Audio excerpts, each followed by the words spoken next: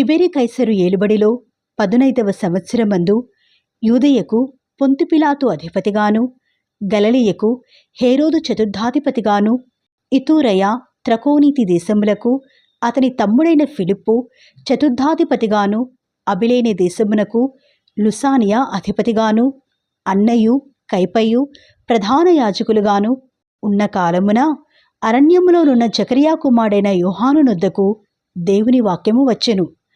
అంతటా అతడు వచ్చి పాపక్షమాపణ నిమిత్తము మారుమనస్సు విషయమైన బాప్తిస్మము పొందవలనని యోర్దాను నదీ ప్రదేశం మందంతటా ప్రకటించుచుండెను.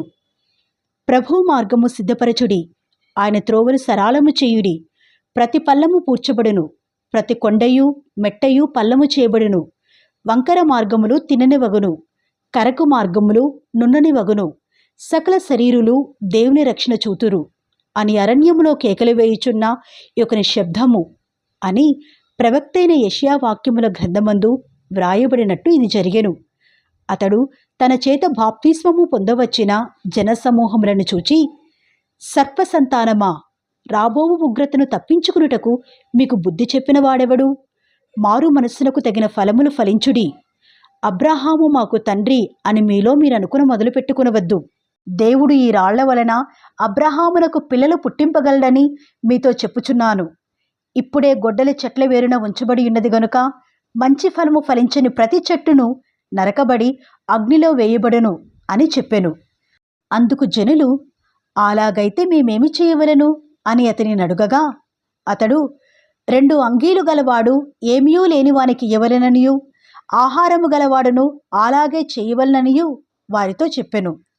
సుంకరులను బాప్తిస్మము పొందవచ్చి, బోధకుడా, మేమేమి చేయవలను అని అతనిని అడుగగా, అతడు, మీకు నిర్ణయింపబడిన దానికంటే ఎక్కువ తీసుకునవద్దు అని వారితో చెప్పెను.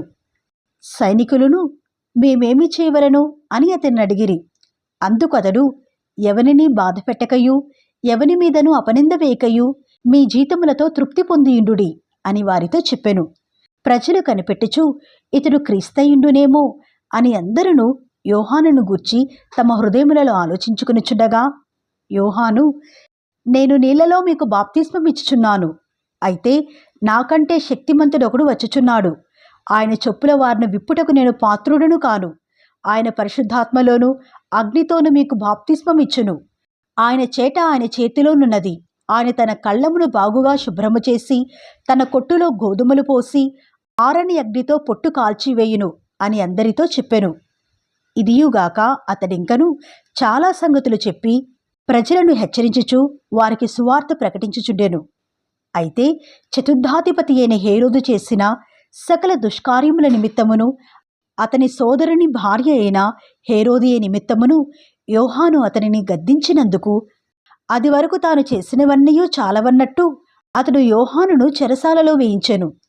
ప్రజలందరూ బాప్తిస్మము పొందినప్పుడు యేసు కూడా బాప్తిస్మము పొంది ప్రార్థన చేయుచుండగా ఆకాశము తెరవబడి పరిశుద్ధాత్మ శరీరాకారముతో పావురము వలె ఆయన మీదికి దిగివచ్చెను. అప్పుడు, నీవు నా ప్రియకుమారుడవు, నీ యందు నేను ఆనందించుచున్నాను అని ఒక శబ్దము ఆకాశము నుండి వచ్చెను. యేసు బోధింప మొదలుపెట్టినప్పుడు ఆయన దాదాపు 30 ఏండ్ల ఈడుగలవాడు. ఆయన యోసేపు కుమారుడని ఎంచబడెను.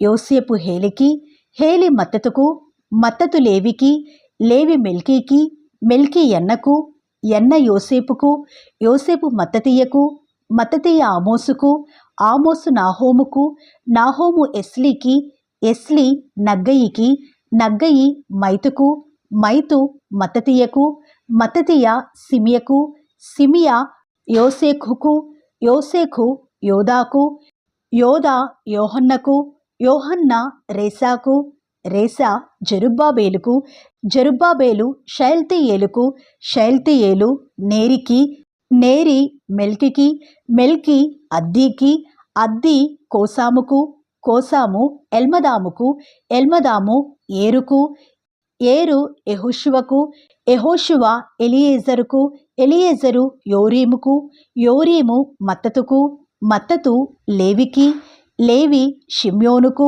షిమ్యోను యూదాకు, యూదా యోసేపుకు, యోసేపు యోనాముకు, యోనాము ఎల్యాకీముకు, ఎల్యాకీము మెలెయాకు, మెలెయా మెన్నాకు, మెన్నా మత్తతాకు, మత్తత నాతానుకు, నాతాను దావీదుకు, దావీదు యెషయికి, యెషయి ఓబేదుకు, ఓబేదు బోయజుకు, బోయజు సల్మానుకు, సల్మాను నయస్సోనుకు, నయస్సోను అమ్మినాదాబుకు, అమ్మినాదాబు ఆరాముకు, ఆరాము ఎస్రోముకు, ఎస్రోము పెరెసుకు, పెరెసు యూదాకు, యూదా యాకోబుకు, యాకోబు ఇస్సాకుకు, ఇస్సాకు అబ్రాహాముకు, అబ్రాహాము తెరహుకు, తెరహు నాహోరుకు, నాహోరు సెరూగుకు, సెరూగు రయూకు, రయు పెలెగుకు, పెలెగు హెబెరుకు, హెబెరు షేలాహుకు, షేలహు కేయినానుకు, కేయినాను అర్పక్షదుకు, అర్పక్షదు షేముకు, షేము నోవహుకు, నోవహు లెమెకుకు, లెమెకు మెతూషెలకు, మెతుషెల హనోకుకు, హనోకు ఎరెదుకు, ఎరెదు మహలాలేలుకు, మహలాలేలు కేయినానుకు, కేయినాను ఎనోషుకు, ఎనోషు షేతుకు, షేతు ఆదాముకు, ఆదాము దేవుని కుమారుడు.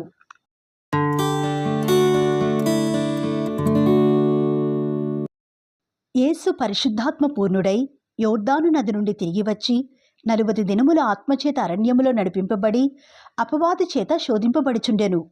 ఆ దినములలో ఆయన ఏమీయూ తినలేదు.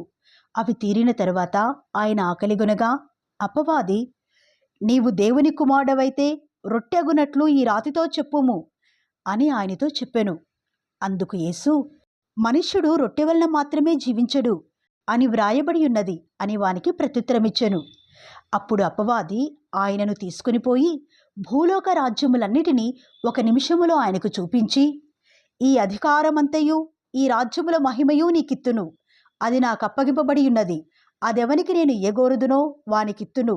కాబట్టి నీవు నాకు మ్రొక్కితివా, ఇదంతయు నీ దగును అని ఆయనతో చెప్పెను.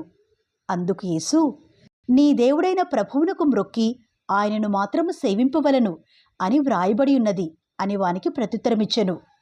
పిమ్మట ఆయనను యెరూషలేమునకు తీసుకునిపోయి దేవాలయ శిఖరమున ఆయనను నిలువబెట్టి, నీవు దేవుని కుమారుడవైతే ఇక్కడి నుండి క్రిందికి దుముకుము. నిన్ను కాపాడుటకు నిన్ను గూర్చి తన దూతలకు ఆజ్ఞాపించును. నీ పాదం ఎప్పుడైనను రాతికి తగులకుండా వారు నిన్ను చేతులతో ఎత్తుకొందురు అని వ్రాయబడి ఉన్నది అని ఆయనతో చెప్పెను. అందుకు యేసు, నీ దేవుడైన ప్రభువును శోధింపవలదు అని చెప్పబడి ఉన్నది అని వానికి ప్రత్యుత్తరమిచ్చెను. అపవాది ప్రతిశోధనను ముగించి కొంతకాలము ఆయనను విడిచిపోయెను. అప్పుడు యేసు ఆత్మబలముతో గలిలయకు తిరిగి వెళ్ళెను.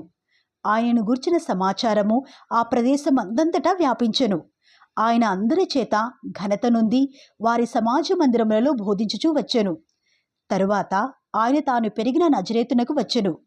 తన వాడుక చొప్పున విశ్రాంతి దినమందు సమాజ మందిరంలోనికి వెళ్ళి చదువుటకై నిలుచుచుండగా ప్రవక్త అయిన యెషయా గ్రంథము ఆయన చేతికి ఇవ్వబడెను. ఆయన గ్రంథము విప్పగా, ప్రభువు ఆత్మ నా మీద ఉన్నది, బీదలకు సువార్త ప్రకటించుటకు ఆయన నన్ను అభిషేకించెను, చెరలోనున్న వారికి విడుదలను, గ్రుడ్డివారికి చూపును కలుగునని ప్రకటించుటకును, నలిగిన వారిని విడిపించుటకును, ప్రభు హితవత్సరము ప్రకటించుటకును ఆయన నన్ను పంపియున్నాడు అని వ్రాయబడిన చోటు ఆయనకు దొరికెను. ఆయన గ్రంథము చుట్టి పరిచారకునికిచ్చి కూర్చుండెను. సమాజ మందిరంలోనున్న వారందరూ ఆయనను తెరిచూడగా ఆయన, నేడు మీ వినికిడిలో ఈ లేఖనము నెరవేరినది అని వారితో చెప్పసాగెను. అప్పుడందరూ ఆయనను గూర్చి సాక్ష్యమిచ్చుచు ఆయన నోటి నుండి వచ్చిన దయగల మాటలకు ఆశ్చర్యపడి, ఈయన యోసేపు కుమారుడు కాడా అని చెప్పుకొనుచుండగా ఆయన వారిని చూచి, వైద్యుడా, నిన్ను నీవే స్వస్థపరచుకొనుము అను సామెత చెప్పి, కపెర్నహూములో ఏ కార్యములు నీవు చేసితివని మేము వింటిమో ఆ కార్యములు ఈ నీ స్వదేశమందునూ చెయ్యమని మీరు నాతో నిశ్చయముగా చెప్పుదురు అనెను. మరియు ఆయన, ఏ ప్రవక్తయు స్వదేశమందు హితుడు కాడని మీతో నిశ్చయముగా చెప్పుచున్నాను. ఏలియా దినములయందు 3 ఏండ్ల 6 నెలలు ఆకాశము మూయబడి దేశమందంతటను గొప్ప కరువు సంభవించినప్పుడు ఇశ్రాయేలులో అనేక మంది విధవరాండుండినను ఏలియా సీదోనులోని సారేపతు అను ఊరిలో ఉన్న ఒక విధవరాలి యొద్దకే గాని మరి ఎవరి యొద్దకును పంపబడలేదు. మరియు ప్రవక్త అయిన ఎలీషా కాలమందు ఇశ్రాయేలులో అనేక కుష్ఠరోగులుండినను సిరియా దేశస్థుడైన నయమాను తప్ప మరి ఎవడునూ శుద్ధి నొందలేదని నేను మీతో నిశ్చయముగా చెప్పుచున్నాను.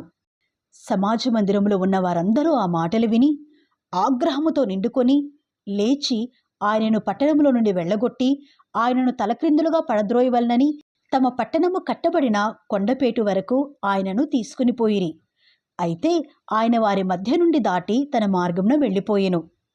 అప్పుడు ఆయన గలిలయలోని కపెర్నహూము పట్టణమునకు వచ్చి విశ్రాంతి దినమున వారికి బోధించుచుండెను. ఆయన వాక్యము అధికారముతో కూడినదై ఉండెను గనక వారాయన బోధకు ఆశ్చర్యపడిరి. ఆ సమాజ మందిరములో అపవిత్రమైన దయ్యపు ఆత్మ పట్టిన వాడొకడుండెను.